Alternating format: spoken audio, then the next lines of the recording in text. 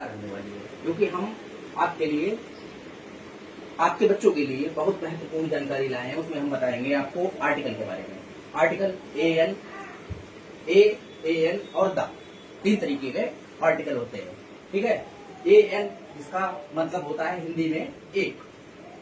अब ए का प्रयोग हमेशा कॉन्सोनेंट के आगे होता है। जैसे हमने लिख रखा है कैट, तो उसके आगे हमने बनाया है ए, आप देख सकते हैं। फिर हमने लिख रखा है बुक, बुक के आगे हमने ए बनाया है, ए बुक। डॉग लिख रखा है तो उसके आगे भी हमने ए बनाया है, तो ए डॉग। अब आगे हमने बताया था ए एन, जिसका मतलब एक होता है हिंदी में, तो उसका उपयोग हम करेंगे, ए एन का उपयोग हमेशा करेंगे वोवेल्स के सामने। जैसे यहाँ पे लिखा है हमने एप्पल, तो एन एप्पल। उसके बाद लिखा है एंट, तो एन एंट। ऑरेंज, तो एन ऑरेंज।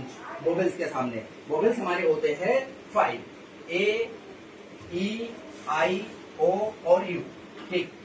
इसी तरीके से हमने दो वर्ड नीचे दे रखे हैं। हमेशा याद रखिए, आर्टिकल में लेटर मायने रखता है, वर्ड नहीं। तो यहाँ पे एक अवर लिख रखा है और एक लिख रखा है यूनिवर्सिटी। तो अवर में एच साइलेंट होता है, इसलिए हमें एन यहाँ पर प्रयोग करेंगे वोवेल, क्योंकि उसके आगे ओ है। अच्छा, उसके बाद यू, यूनिवर्सिटी यू है, तो यूनिवर्सिटी में हम एन का प्रयोग करेंगे, क्योंकि पहला लेटर वोवेल है इसका। अब आ जाइए, हमने बताया था दा का प्रयोग। तो दा का प्रयोग हमेशा स्पेसिफिक और यूनिक चीजों के लिए होता है। जैसे कि सन, तो उसके आगे हम बताएंगे दा।